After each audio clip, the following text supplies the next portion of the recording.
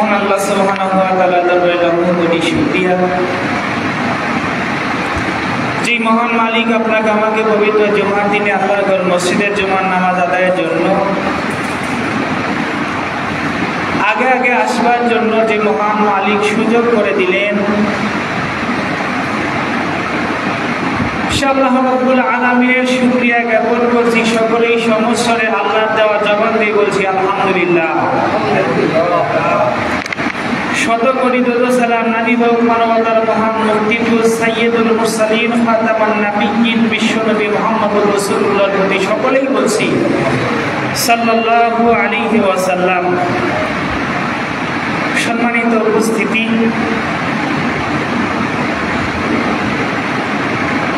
আল্লাহ সুবহানাহু ওয়া তাআলা আপনাকে আমাকে দুনিয়ার বুকে হায়াত দিয়েছেন। এই হায়াতের একদিন সমাপ্তি হবে, সেটা কার মাধ্যমে বলতে পারবেন আপনারা? দুনিয়ার হায়াত শেষ হবে একটা মাধ্যম দ্বারা, সেটা হলো মৃত্যু দ্বারা। মানুষ মৃত্যু গ্রহণের পরেই মৃত্যুর পর প্রথম মঞ্জিল সমূহের মধ্যে প্রথম মঞ্জিল হবে তার জন্য কবর। আজকের আলোচনার বিষয় হলো কবর। কবর জগতে আমরা কেমন ভাবে থাকবো এই বিষয়ে আজকের আলোচনা হবে। মা বোনেরা যারা বাড়িতে আছেন খুবই মনোযোগ দিয়ে শুনবেন, আর যারা এখনো রাস্তায় আছেন বাড়িতে বসে না থেকে খুব তাড়াতাড়ি মসজিদে চলে আসুন ইনশাআল্লাহ। সম্মানিত হাজিরিন,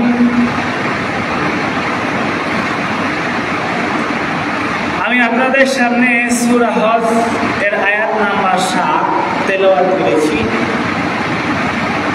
এই আয়াতের ভিতর আল্লাহ সুবহানাহু ওয়া তাআলা কি বলছেন? আমরা শুধু বলি মরার পর আর আমাদের কিছুই হবে না। আমাদের ভিতরে এমন অনেক মানুষ আছে, আমরা ভাবি যে মৃত্যুই বুঝি আমাদের শেষ, এরপর আর কি হবে জানি না। যদি ভালো কাজ করে যাই জান্নাত পাবো, আর যদি খারাপ কাজ করে যাই জাহান্নামে যাবো। এটা ধারণা মানুষের ভিতরে। তো সম্মানিত ভাইরা আমার, মরে যাওয়ার পরে আল্লাহ আমাদেরকে আবার পুনরুত্থিত করবেন, আবার কবর থেকে উঠাইবেন, আর সেই মাঠটা হবে কিয়ামতের মাঠ। আওয়াজ দিয়ে বলেন সুবহানাল্লাহ। আল্লাহ তাআলা বলছেন ওয়া আন্নাস সাআতা আতিয়াতুল লা রাইবা ফিহা ওয়া আন্নাল্লাহা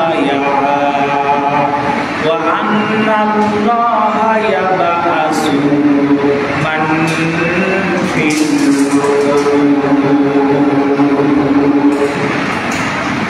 আমার ভাইরা খেয়াল করে শুনুন। আল্লাহ সুবহানাহু ওয়া তাআলা বলছেন কবরবাসীরা কিন্তু সেই দিন কবর থেকে বাহির হয়ে চলে আসবেন। আজকে আমরা যাদেরকে কবর দিয়ে চলে আসি, তাদেরকে কবর দিয়ে আসার পর কিন্তু আর আমরা খোঁজ খবর নেই না। কিন্তু আমার বন্ধুরা, কবর দিয়ে আসার সঙ্গে সঙ্গে কিন্তু আল্লাহ পাকের এক শ্রেণীর নির্ধারিত ফেরেশতা আছে যারা মৃত ব্যক্তির কাছে হাজির হয়ে বান্দাকে সওয়াল জবাব করে। আওয়াজ দিয়ে বলেন কথা ঠিক কিনা? এটা আমরা জানি। সওয়াল জবাব করবে, এটা আমরা জানি। আজকে কবরের বিষয় আলোচনা খুব খেয়াল করে শুনুন। আমাদের সবাইকে কিন্তু কবরে যাইতে হবে। এই কবর কারো জন্য হবে জাহান্নামের গর্ত, আমার কারো জন্য হবে জান্নাতের বাগান। আওয়াজ দিয়ে বলেন সুবহানাল্লাহ। আল্লাহ বলছেন ওয়া আন্নাস সাআতা আতিয়াতুল লা রাইবা ফিহা। আল্লাহ বলছেন আর কিয়ামত অবশ্যই আসবে। মানুষ যদি মনে করে কিয়ামত আসবে না, যারা হিন্দু ধর্মাবলম্বী আছে তারা মনে করে পুনরুত্থিত জীবন। আবার কি জীবন? পুনরুত্থিত জীবন হলো ওই জীবন যেই জীবনে আল্লাহ পাক মাটির গর্ভ থেকে আবার উঠাইবেন। কুরআনুল কারীমের ভিতরে আসছে আমরা মানুষে বলি মৃত্যুর সময় দোয়া, এটা মৃত্যুর মাটি দোয়ার দোয়া, এটা না। এটা হলো আল্লাহ পাকের কোরআনের আয়াত, কোনো হাদিসেও নাই। কোন তাফসীরের কিতাবেও নাই যে এটা মরা মানুষ মরে গেলে এইটা পড়ে পড়ে দোয়া করতে হয়, এরকম কোনো দোয়া নাই। আমরা পড়ি এইভাবে মিনহা খলাকনাকুম ওয়া ফিহা নুঈদুকুম ওয়া মিনহা নুখরিজুকুম তারাতান উখরা, এই বলে বলে কিন্তু আমরা মাটি দেই। সম্মানিত ভাইরা আমার, খুব খেয়াল করে শুনুন, কোন হাদিস গ্রন্থে পাবেন না এটা মৃত ব্যক্তির মাটি দেওয়ার দোয়া। এইটা কিন্তু আল্লাহ পাকের কোরআনের আয়াত। এইটা মানুষগুলা স্মরণ করিয়ে দেয় যে মানুষ তোমাকে আল্লাহ পাক মাটি হতে বানাইছে, আবার মাটির গর্ভে ঢুকাইবে, আবার মাটির গর্ভে থেকে উঠাইবে, আর ওই দিনটাই হবে ইয়াউমুল কিয়ামত, কিয়ামতের দিন। আল্লাহু আকবার। আমার বন্ধুরা, আল্লাহ পাক এই জন্যই বলছেন কিয়ামত অবশ্যই আসবে, এতে কোনো প্রকার সন্দেহ নাই। লা রাইবা ফিহা, এতে কোনো প্রকার তোমার সন্দেহের অবকাশ নাই। আমরা কোরআন পড়ি, কোরআনের প্রথমেই সূরা বাকারা খুলে দেখবেন, আলিফ লাম মিম যালিকাল কিতাবু লা রাইবা ফীহি হুদাল লিল মুত্তাকিন। এটা এমন একটা কিতাব যেই কিতাবের ভিতর কোনো প্রকার সন্দেহ নাই, কোনো প্রকার সন্দেহের অবকাশ নাই। আওয়াজ দিয়ে বলেন সুবহানাল্লাহ। আর এইটা হলো মুত্তাকি বান্দাদের জন্য পথ প্রদর্শক। আওয়াজ দিয়ে বলে সুবহানাল্লাহ। এত আস্তে কথা সুবহানাল্লাহ। সকালে ভাত খান নাই? আওয়াজ দিয়ে বলেন সুবহানাল্লাহ। একবার সুবহানাল্লাহ বললে আল্লাহ পাক জান্নাতে একটা বৃক্ষ রোপণ করবে, যেই বৃক্ষের ছায়া অতিক্রম করার জন্য একটা তেজস্বী ঘোড়া, যেই ঘোড়া থামে না, 500 বছর দৌড়াইলে ওই গাছের ছায়া অতিক্রম করতে পারবে না। সুবহানাল্লাহ বলে। তাহলে আল্লাহর প্রশংসাজনিত যেইগুলো আয়াত আসে, আল্লাহর প্রশংসাজনিত যেইগুলো বাক্য আমাদের সামনে উপস্থিত হয়, আমাদের উচিত মন খুলে খুশি ভরা আল্লাহ পাকে শুকরগুজারি করতে হবে। সুবহানাল্লাহ, আলহামদুলিল্লাহ, আল্লাহু আকবার, লা ইলাহা ইল্লাল্লাহ। আল্লাহ পাক বলছেন এরপরে, ওয়া আন্নাল্লাহা ইয়াবআসু মান ফিল কুবুর। আল্লাহ পাক বলেন এতে কোনো প্রকার সন্দেহ নাই, কিয়ামত যে অবশ্যই হবে। আমার ভাইরা, এরপর কবরে যারা আছে, যারাদেরকে আমরা মাটি দিয়ে আসছি, আমাদের বাবা, আমাদের নানা, আমাদের দাদা, আমাদের চাচা, আমাদের মা, আমাদের এলাকাবাসী, বন্ধু বান্ধব এবং নাম জানা অজানা অসংখ্য মানুষকে কিন্তু আমরা কবরস্থ করে আসছি, ঠিক কিনা বলেন? ওই আপনাদের মেশিনদবল পঞ্চগ্রাম কবরস্থানের ভিতরে কয়দিন আগেও আপনাদের গ্রামের একজন অল্প বয়সী মেয়ে মারা গিয়েছিল। এমন ভাবে কিন্তু অনেক মানুষ পঞ্চগ্রামের মধ্য থেকে মারা যাচ্ছে। এমন ভাবে এই মানুষগুলাকে কিন্তু আমরা কবর দিয়ে চলে আসি। আল্লাহ পাক তাদেরকে জানাই দিয়েছেন যে আন্নাল্লাহা ইয়াবআসু মান ফিল কুবুর। কবরে যারা আছে নিশ্চয়ই আল্লাহ পাক তাদেরকে পুনরুত্থিত করবেন, তাদেরকে কবর থেকে তুলবেন। আওয়াজ দিয়ে বলেন সুবহানাল্লাহ। আমরা মাটি দেই, মিনহা খলাকনাকুম বলি, আল্লাহ পাক আমাদেরকে মাটি হতে বানাইছেন। আফিহা নুঈদুকুম, আমরা বলি আল্লাহ পাক আমার যখন দুনিয়ার আয়ু যখন সমাপ্ত হবে, শেষ হয়ে যাবে, তখন কিন্তু আমাদের 3 টুকরা কাপড় বা 5 টুকরা কাপড় দিয়া ওই কবরের ভিতর আমাদেরকে নামায়া দিয়া, পাশের খোলপা দিয়া, চাটাই দিয়া ঢাকিয়া, মুখের ওপর 3 মুষ্টি করে মাটি দিয়ে চলে আসবেন আল্লাহর নবী মুহাম্মদুর রাসূলুল্লাহ, সকলে বলি সাল্লাল্লাহু আলাইহি ওয়াসাল্লাম। ওই মানুষগুলা যখন কবর দেওয়া হবে, কবরে দেওয়ার পরেই আল্লাহ পাকের ফেরেশতা হাজির হয়ে বলবে, মান রব্বুকা ওয়া মান দীনুকা ওয়া মান নাবিয়ুকা। তোমার রব কে ছিল, তোমার দিন কি ছিল, তোমার নবী কে ছিল, এই প্রশ্ন যখন করবে, সম্মানিত ভাইরা আমার, যতই দুনিয়াতে প্রশ্নগুলো মুখস্থ করি না কেন, আল্লাহ পাকের বিধানের আইন দ্বারা না মানবে, নবীর তরিকায় দ্বারা না চলবে, দিন ইসলামের পথে দ্বারা না চলবে, একজনও উত্তরটা সঠিকভাবে দিতে পারবে না। নাউজুবিল্লাহ। আপনি যতই মুখস্থ করেন আমার আল্লাহ এক, আমার রব আমার আল্লাহ, মান রব্বুকা, তোমার রব কে ছিল আল্লাহ। এরপর যখন বলে মান দীনুকা, তোমার দিন কি, মুখস্থ করবেন আমার দিন তো ইসলাম। আমার নবীকে, তোমার নবীকে প্রশ্ন করা হবে মান হাযার রাজুল, আল্লাহর নবীর ছবি সামনে দেখা দেখুন আপনাকে জিজ্ঞাসা করা হবে তুমি কি এই ব্যক্তিকে চিনো? মান হাযার রাজুল, ওই ব্যক্তিটাকে। নবীর তরিকা অনুযায়ী চলেন নাই, নবীর সুন্নাত অনুযায়ী চলেন নাই। আজকে একটা কথা বলবো, কষ্ট নেন না। আল্লাহ পাক আপনাকে আমাকে মুসলমান বানাইছে, দুনিয়ার মুখ থেকে সমস্ত কিছু ছেড়ে আপনাকে আমাকে বিদায় নিতে হবে, কিন্তু মানুষ মরে যাওয়ার আগে একটা সুন্নাতি বান্দা তার সাথে করে নিয়ে যায়, সেইটা হলো বাহ্যিক সুরতের ভিতর দাড়ি। সুবহানাল্লাহ বলেন। বাহ্যিক সুরতের দাড়ি এটা সাথে করে নিয়ে যায়, এটা ছুঁয়ে যায়। অন্যগুলো বাদ দেন, সব দায়মি সুন্নাতের ভিতরে এইটা হলো একটা সুন্নাত। কারণ অন্যান্য দায়মি সুন্নাত হলো আপনাকে আপনার উপর কাজ করতে হবে, এরপরে আপনার নির্দিষ্ট দিনের ভিতর লজ্জাস্থানের পশমগুলো পরিষ্কার করতে হবে, এরকম আরো অনেক আছে। কিন্তু আপনার দাড়িটা আজীবনের জন্য রাখতে হবে। কি কথা কি বুঝতে পারছেন? বগলের পশমগুলা, লজ্জাস্থানের পশমগুলা 40 দিন হয়ে গেলে আপনার মনের ভিতরে কেমন যেন খোঁজায়, মনে হয় ইবাদতে তৃপ্তি পাচ্ছি না, নামাজ মনে হয় মজা হচ্ছে না, এরকম সবগুলা পরেই রবে, কিন্তু আপনার মুখের দাড়িটা সাথে যাবে, ঠিকই না? যখন জিজ্ঞাসা হয় মান হাযার রাজুল, এই ব্যক্তিটাকে, আমার নবীর মুখে দাড়ি ছিল না ছিল না বলে ছিল। এখন সুন্নতে দুইজনের ভিতর বেশ কম, আগে তো আমল অনুযায়ী চলেনি নাই, উত্তর কি দিতে পারবেন যে এই ব্যক্তিটাকে? এখন আপনাদের গ্রামের মুয়াজ্জিনের ছবি একটা বিশাল সমাবেশের ভিতরে হাজার হাজার মানুষ, কেউই চিনে না, কিন্তু আপনার এলাকার মানুষ চিনে যে এটা আমার এলাকার মুয়াজ্জিন। এই ছবিটা নিয়ে বড় করে পেস্টুনি দিয়ে যদি টাঙ্গায় দেওয়া হয় আর বলা হয় এই ব্যক্তিকে চিনেন কিনা, হাত তুলেন, কারা কারা দেখি। এলাকার মানুষ হাত তুলবে কি তুলবে না? কারণ তার আজান শুনে আপনারা মসজিদে আসছেন, তার পিছে 5 ওয়াক্ত নামাজ আদায় করছেন, আর না হোক সকাল সন্ধ্যা দিনে রাতে একবার হলেও দেখা গেল, এই ব্যক্তি কিন্তু আপনি চিনেন। রাসূলের সুন্নাত আপনি মানবেন না, রাসূলের সুন্নাত অনুযায়ী জীবন চলবেন না, আপনি কেমনে সেই দিন বলতে পারবেন যে আমার নবী ছিল মুহাম্মাদুর রাসূলুল্লাহ সাল্লাল্লাহু আলাইহি ওয়াসাল্লাম? সম্মানিত ভাইরা আমার, খেয়াল করুন, নিশ্চয়ই আল্লাহ পাক কবর থেকে উঠাইবেন। আল্লাহ পাক বলছেন ইয়াওমা হুম বারিজুনা লা ইয়াখফা আলাল্লাহি মিনহুম শাইউন লিমানিল মুলকুল ইয়াওমা লিল্লাহিল ওয়াহিদিল কাহার।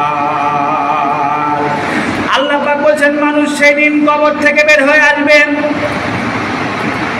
ইসরাফিল আলাইহিস সালাম যখন সিংহায় ফু দিবে, তখন মানুষগুলা অজ্ঞান মাতালের মতো হয়ে জমিনে পড়ে যাবে, তাদের আর কোনো জ্ঞান থাকবে না, কিয়ামত সংঘটিত হয়ে যাবে।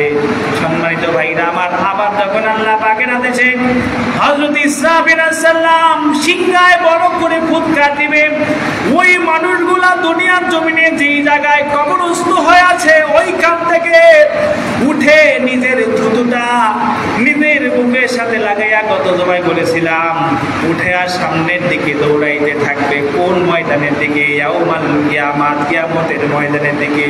ওই মাঠটা কোন মাঠ হবে? আল্লাহর নবী বলেছেন ওই মাঠটা হবে ইয়াউমুল আরাফা, যেখানে হাজিরা গিয়ে আল্লাহ পাকের কাছে লাব্বাইক আল্লাহুম্মা লাব্বাইক বলে আল্লাহ পাকের কাছে হাজিরা দেয়, দোয়া করে। ওই মাঠটা হবে কিয়ামতের মাঠ।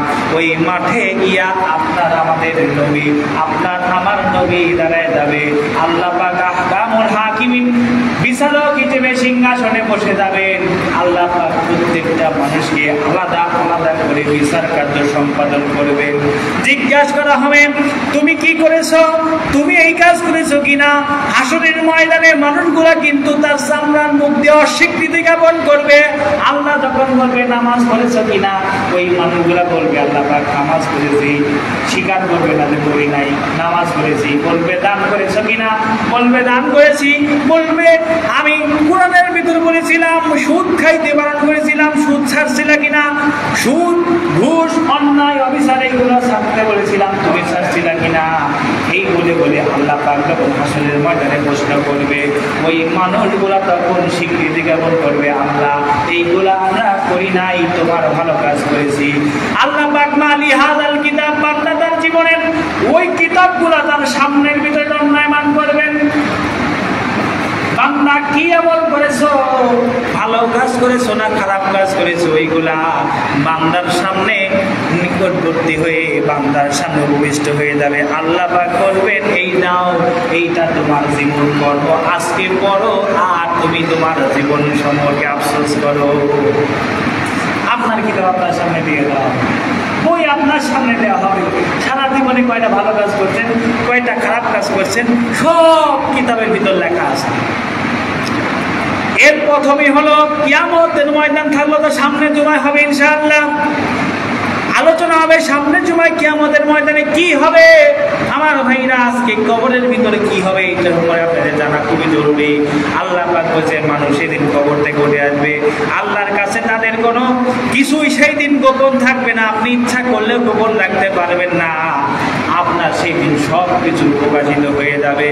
সেই দিন ঘোষণা দেওয়া হবে, একচ্ছত্র কর্তৃত্বকার ওই হাসরের ময়দানের সমস্ত মানুষগুলা ডাক দিয়ে বলবে, একচ্ছত্র অধিপতির মালিক হলেন আপনার আমার স্রষ্টা আল্লাহ। বলেন আল্লাহ কে? একচ্ছত্র অধিপতির মালিক কি? আওয়াজ দিয়ে বলেন আল্লাহ। সব কিছু ক্ষমতার মালিক হলেন আল্লাহ। ইনিল হুকমু ইল্লা লিল্লাহ। আল্লাহ পাকের নবী বলেছেন, এই পৃথিবীর আইন একমাত্র আল্লাহর, এই আইন অনুযায়ী আল্লাহর দিন, আল্লাহর দুনিয়ার জীবন কাল চলবে। ঠিক কিনা? আল্লাহর আইন দ্বারা চলতে হবে, পারবেন? আল্লাহর আইন দ্বারা চলতে গেলে আপনাকে জামাত ইসলাম বলবে, ঠিক কিনা বলেন? কয়েকদিন আগে একটা খবর দেখলাম, খবরের ভিতর বলতেছে নির্বাচনের আগে আপনারা সকলেই 5 ওয়াক্ত নামাজ জামাতের সাথে পড়বেন, তাহলে জামাতের লোকেরা আর আপনাদের দুর্নাম করতে পারবে না। এখন আপনারা বলেন, যে দলের যেই কর্মী হোক, বিএনপি হোক, আওয়ামী লীগ হোক, জামাত হোক, জামাতে জাতীয় পার্টি হোক, সর্বনাই হোক, আটরাজি হোক, কোটপুরা হোক, চন্ডীপুরি হোক, যেই দলের কর্মী আপনি হন, নামাজ কি কারো ছাড় আছে? এক শ্রেণী ফকিরদের আছে, ওরা বলে যে এক চিন্তাতেই জীবনের সব নামাজ হয়ে যায়, এক সিজদাতেই জীবনের সব নামাজ আপনার হয়ে যাবে, যদি নামাজ তার নামাজের মতো না। সম্মানিত ভাইরা আমার, তার কথা ধরলাম ঠিক আছে, তার ওই 100টা কবুল হবে আর কি কোনো গ্যারান্টি আছে? সারা জীবন নামাজ পড়লেন, আপনার একটা সিজদাও কবুল হলো না, মানে আপনার ব্যথা। কিন্তু আল্লাহ পাক তো আহকামুল হাকিমিন, উত্তম বিচারককারী। আপনার জীবনে শত শত সিজদার ভিতর যদি একটা সিজদা যদি আল্লাহর পছন্দ হয়ে যায়, আপনার জীবনে সব গুণ আল্লাহ সুবহানাল্লাহ বলেন। এখন কোন দিনের কোন সিজদা আমরা কি হিসাব করে রাখছি বলে? জানাই যাবে না, জানাই যাবে না। তার মানে আপনাকে আমাকে নামাজ পড়তে হবে। আল্লাহ পাক হাসরের ময়দানে জিজ্ঞাসা করবেন, লিল্লাহিল ওয়াহিদিল কাহার, আমি আল্লাহ পাক কহর রূপ ধারণ করেছি। আল্লাহ পাক বলেন, লিমানিল মুলকু ইয়াউমা, আজকে কিয়ামত দিবসে সর্বাত্মক ক্ষমতার মালিকটাকে। সেই দিন মানুষগুলা জবাব দিবেন, আপনি হলেন সমস্ত কিছুর মালিক। আমার ভাইরা, আল্লাহ পাক আরো বলছেন, এই কবর থেকে যে আমাদের উন্মোচন করা হবে, কবরের জগৎ থেকে যে আমাদের তোলা হবে, আল্লাহ পাক বলছেন, ওয়াইদাল কুবুরু বুসিরাত আমিলাত নাফসুম মা কদ্দামাত ওয়া আখরাত। আল্লাহ পাক বলেন, আর যখন কবরগুলো উন্মোচিত হবে, কবরগুলো যখন খুলে দেওয়া হবে, আমার বন্ধুরা তখন প্রত্যেকে জানতে পারবে সে আগে পাঠিয়েছে যা সে পিছনে পাঠিয়েছে। যখন কবর উন্মোচন করে দেওয়া হবে হাসরের ময়দানে, আপনি আপনার পূর্ব জীবনে কি আমল প্রেরণ করেছেন আর পরবর্তী জীবনের জন্য কি আমল আগেই পাঠাইছেন, এটা আপনার সামনে সেদিন উন্মোচন হয়ে যাবে, খুলে দেওয়া হবে, সব আপনার সামনে উন্মোচন। আপনি কয়দিন কয় টাকা দান করেছেন? গত জমায় হাত তুলেছিলেন মসজিদে, আজকে 10 টাকা করে দান করে দেবেন, ঠিক কিনা বলেন? মনে করেন দিতে চাইছেন দিবেন, কিন্তু পূর্ব দিনের কথা আজকে আপনি খিলাপ করেছেন, দেন নাই, এগুলো নোট হয়ে যাচ্ছে। সেদিন আপনি দেখতে পাবেন যে আমার জীবন কর্ম আমি কি করেছি সব দেখতে পাবো।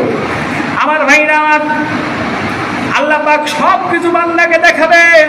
আল্লাহ পাক বলছেন আফালা ইয়ালামু ইযা বুসিরা মা ফিল কুবুর।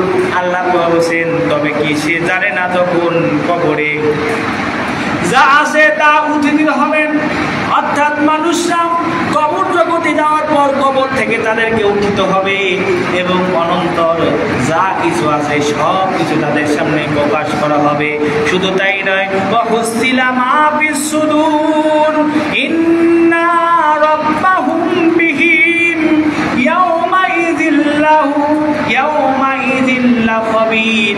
আল্লাহ পাক বলছেন নিশ্চয়ই তোমার রব সেই দিন তোমাদের ব্যাপারে সর্ব বিষয়ে অবহিত করবেন, সব তোমাদের জানায় দেবে। তোমাদের ভালো মন্দ খারাপ কিছু সব তোমাদের সামনে উত্তোলিত হবে। আল্লাহ পাক বলছেন মানুষের মৃত্যুর পর কবরস্থ করা প্রসঙ্গে আমার বন্ধু মিন আইয়ি শাইইন খালাকাহু মিন নুতফাতিন খালাকাহু ফাকাদ্দারাহু সুম্মা সাবিলা ইয়াসসারাহু সুম্মা আমাতাহু ফাআকবারাহু সুম্মা ইযা শাআ আনসারাহু। আল্লাহ পাক মানুষকে সামান্য এক ফোঁটা নাপাক বীর্য থেকে আল্লাহ পাক দুনিয়ার বুকে প্রেরণ করেছেন বাপ মার মিলনের মাধ্যমে, ঠিক কিনা বলেন? এই বীর্যকে আল্লাহ পাক সুন্দর করে সুগঠিত করে যেই বীর্যটা হাতে নিলে গড়তে থাকা যায় না, এত বৃষ্টি বীর্য থেকে আল্লাহ পাক বড় দয়া আর মায়া করে আপনাকে আমাকে বানাইছে।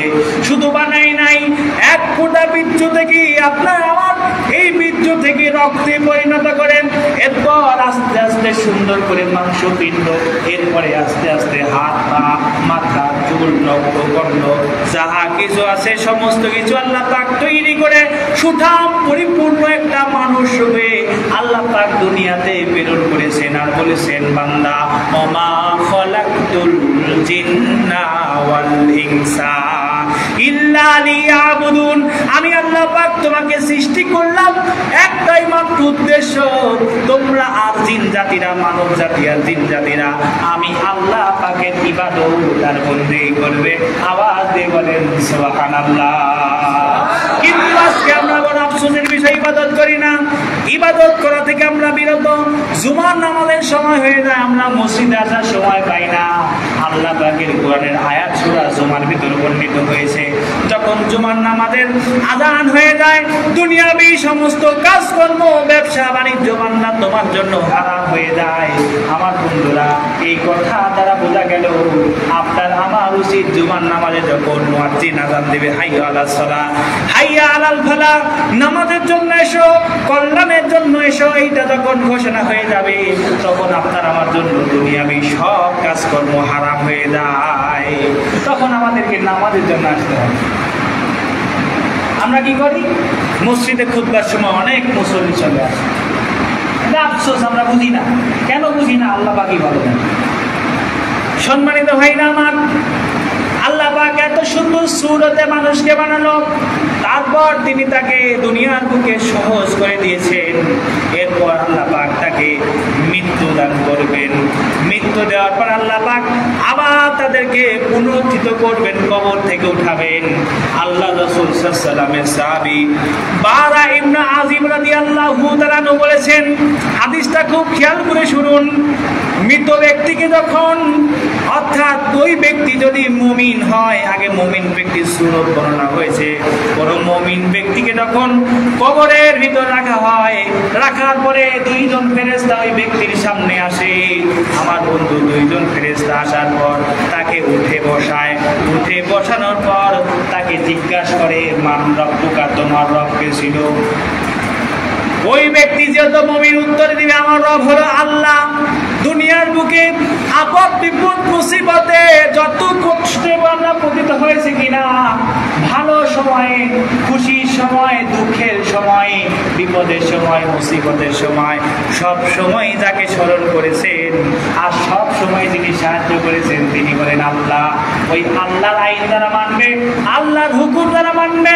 যখন জিজ্ঞাসা করা হবে মান রব্বুকা, তোমার রব কে ছিল, তখন উত্তর দিবেন আমার রব হলো আল্লাহ। সুবহানাল্লাহ বলেন, আমার রব হলো আল্লাহ। এরপর আমার যখন আল্লাহর দুইজন ফেরেশতা জিজ্ঞাসা করবে আমান দীনুকা, তোমার দিন কি ছিল, তখন আপনার আমার দিন হলো ইন্না দীনা ইনদাল্লাহিল ইসলাম। এমন একটা শান্তিময় জীবন বিধানের নাম হলো ইসলাম। আমার বন্ধুরা, এই শান্তি ধর্ম ইসলাম পথ অনুযায়ী যারা চলেছে, শরিয়া অনুযায়ী যারা নিজের জীবনকে অতিবাহিত করেছে, আল্লাহ পাকের ওই বান্দারাই জবাব দিতে পারবে এইটা, অর্থাৎ আমার দিন ছিল ইসলাম, আমার ধর্ম ছিল ইসলাম। আওয়াজ দিয়ে বলেন সুবহানাল্লাহ। মনে করেন না কবর খুব সহজ জায়গা, দুনিয়ার মুখে খুব সহজ, এক প্রান্ত থেকে আরেক প্রান্ত যাইতে পারবেন। ছোট্ট একটা 3.5 হাত ঘর, এই ঘরের ভিতর আপনার আমার কি হালত হবে জানা বড় কঠিন, থাকা বড় খুব কঠিন।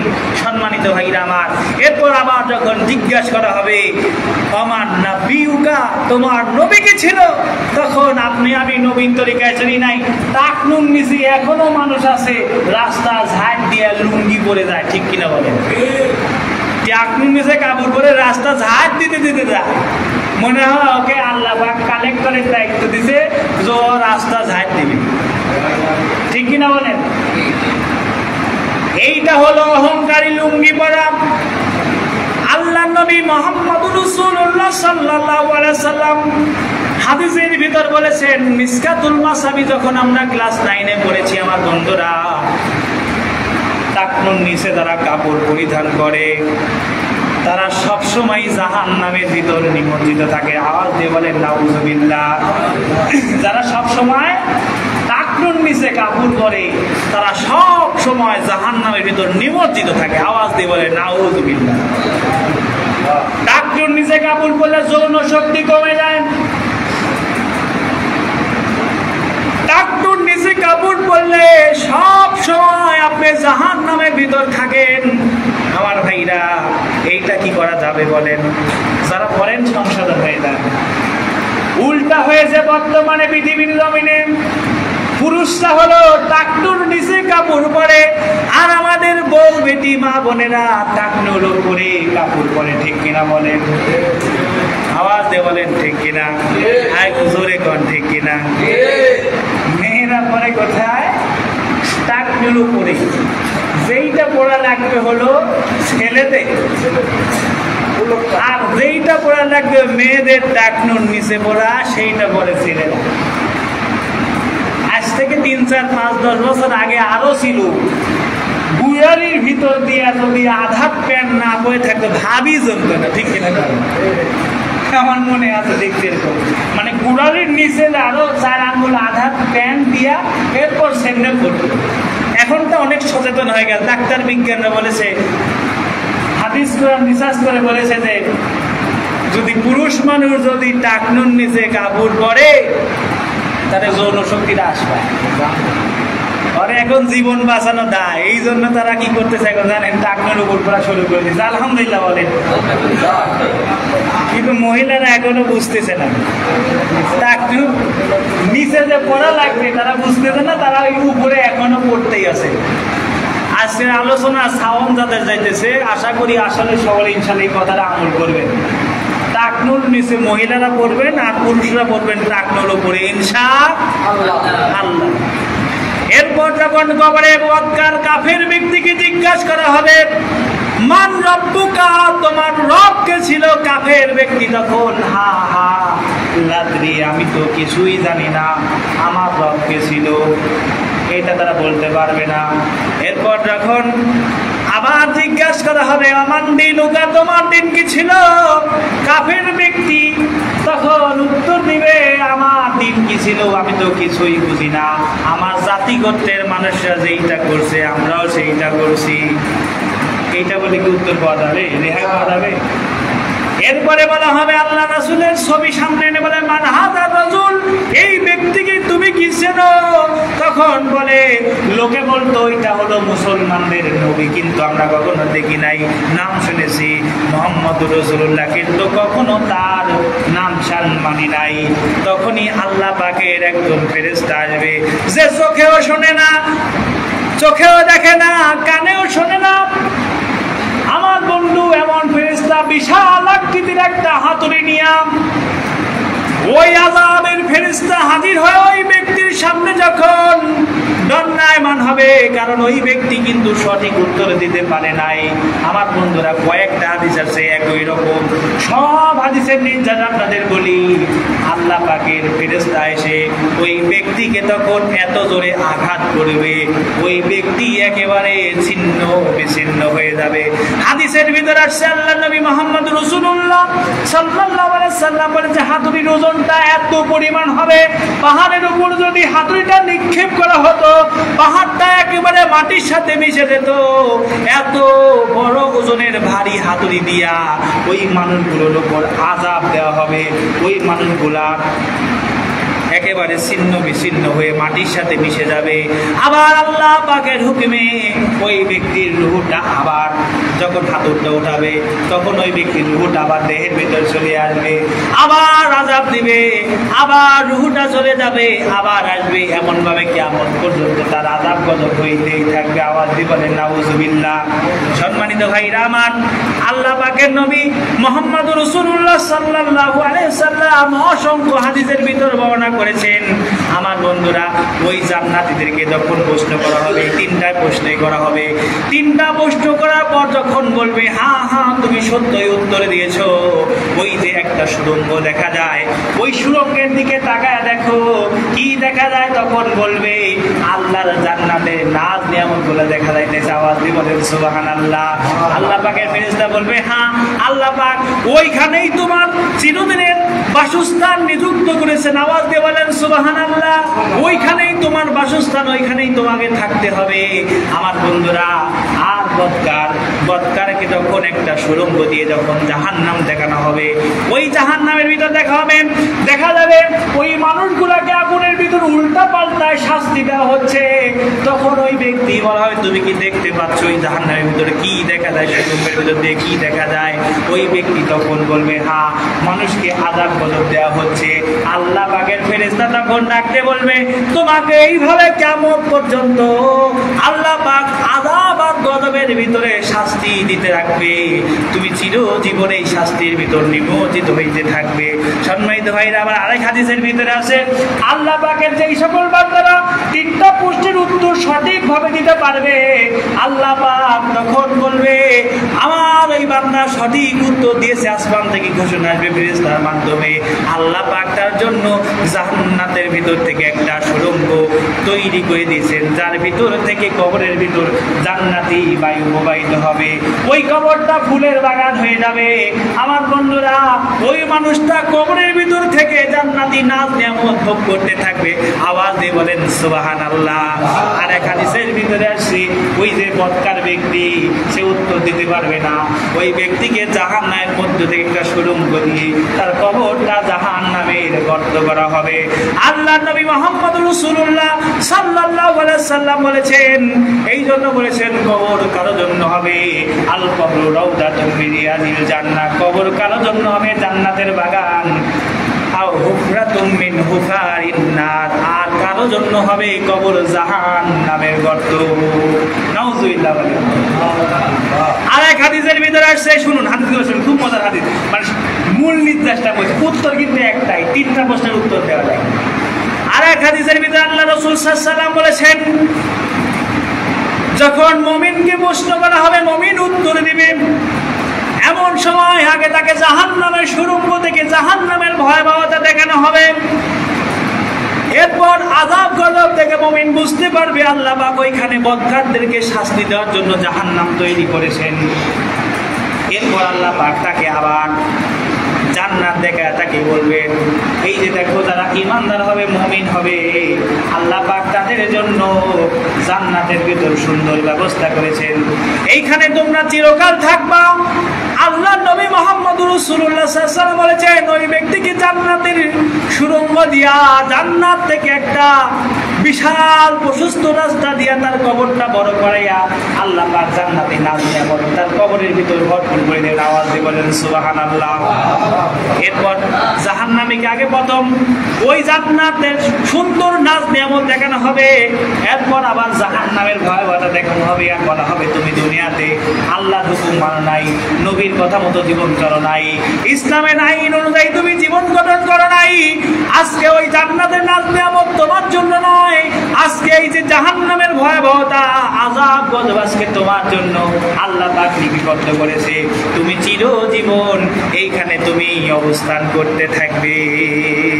আল্লাহ রাসূল সাল্লাল্লাহু আলাইহি ওয়াসাল্লাম বলেন, যখন কোনো মানুষকে কবর দেওয়া হয়, কবর দেওয়ার পর মানুষ যখন 40 কদম যখন মানুষ হেঁটে আসে, ওই ব্যক্তির সামনে যখন আল্লাহ পাকের ফেরেশতা যখন হাজির হয়, হাজির হওয়ার পরে আল্লাহ পাকের বান্দা বান্দিকে উঠায় কবরের ভিতর বসায়, তার রূহটা আবার পূর্বের ন্যায় ফিরায় দেয়, সওয়াল জবাব করে।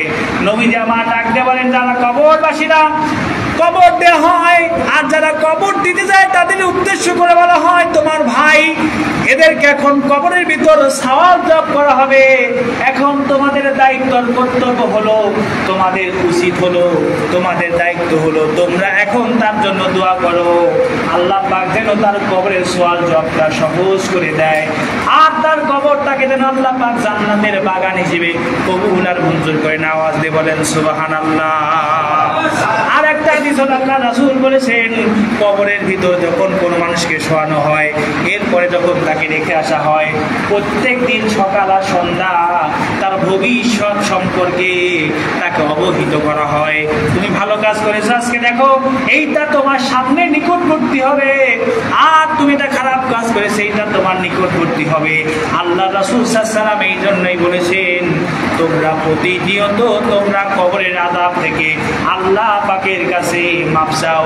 হযরত আয়েশা রাদিয়াল্লাহু তাআলা আনহা বলেছেন, আল্লাহ রাসূল সাল্লাল্লাহু আলাইহি ওয়াসাল্লাম প্রতিটা মুনাজাতের ভিতরে, দোয়ার ভিতরে কবরের আযাব থেকে আল্লাহ পাকের কাছে ক্ষমা প্রার্থনা করেছেন। আওয়াজ দিয়ে বলেন সুবহানাল্লাহ। এই জন্য কবি বলেছেন, কবর জায়গা ভালো নয়, কবর জায়গা ভালো নয়, কবর জায়গা ভালো নয়। 6 দিন পরে নখ খুলিবে, 9 দিন পরে চুল। 6 দিন পরে নখ খুলিবে, 9 দিন পরে চুল। কবর জায়গা ভালো নয়, কবর জায়গা ভালো নয়। মানুষ এত অহংকার করে লাভ আছে, 6 দিন পরেই তার নখগুলা খুলে যাবে, চারাগুলা খুলে যাবে, 9 দিন হয়ে যাবে তার চুলগুলা খুলে যাবে, এরপর যখন 17 দিন হয়ে যাবে তার পেটটা ফেটে যাবে, হাড়ের জোড়াগুলা 60 দিন পর আপনাই সব বুঝে যাবে। যখন 60 দিন হয়ে যাবে, এই প্রতিটা হাড়ের জোড়া আপনি আপনার শরীর থেকে খুলে যাবে। অহংকার করার কিছুই নাই। এরপর যখন 60 দিন হয়ে যাবে, 60 দিন পর আপনার গোস্তগুলো সব খুলে যাবে। এরপর যখন 3 মাস 90 দিন হয়ে যাবে, 90 দিন হয়ে যাওয়ার পর আপনার যে 360টি হাড়ের জোড়া শরীরের ভিতর রয়েছে, সবগুলা একটার থেকে আরেকটা আলাদা আলাদা খণ্ড খণ্ড হয়ে ওই কবরের ভিতর পড়ে থাকবে। এই হলো আমাদের জীবন। এমন জীবনও ছিল ফিরাউন, নমরুদ, হারুন, কারুন, এদের জীবন ছিল। তারা কি দুনিয়ার বুকে টিকে থাকতে পারছে? না। একমাত্র আল্লাহ পাক ফিরাউনকে নিদর্শন রূপে রাখিয়ে দিয়েছে যে আল্লাহ বলার শাস্তি কতটা ভয়ানক। মানুষ যতবার দেখে ততবারই থুতু নিক্ষেপ করে, ঠিক কিনা বলেন? সম্মানিত ভাইরা আমার, এই জন্য আমাদের জীবনটা করতে হবে ইসলামী জীবন। ইসলামী জীবন ছাড়া আমাদের কেউ রক্ষা নাই, কোরআনের জীবন ছাড়া রক্ষা নাই। আগামী জীবন আলোচনা হবে ইনশাআল্লাহ, কিয়ামত সম্পর্কে আলোচনা হবে। আপনারা যারা কোরআন পড়েন, সূরা বিভিন্ন সূরার ভিতর বর্ণিত হয়েছে, সূরা বাকারার ভিতর, সূরা নিসার ভিতরে এই কিয়ামত সম্পর্কে অনেক আলোচনা রয়েছে। ইনশাআল্লাহ আল্লাহ যদি আমাকে তৌফিক দান করে, সুস্থ রাখে, আগামী জুমার আলোচনা হবে কিয়ামত সম্পর্কে ইনশাআল্লাহ। আল্লাহ আমাদের সব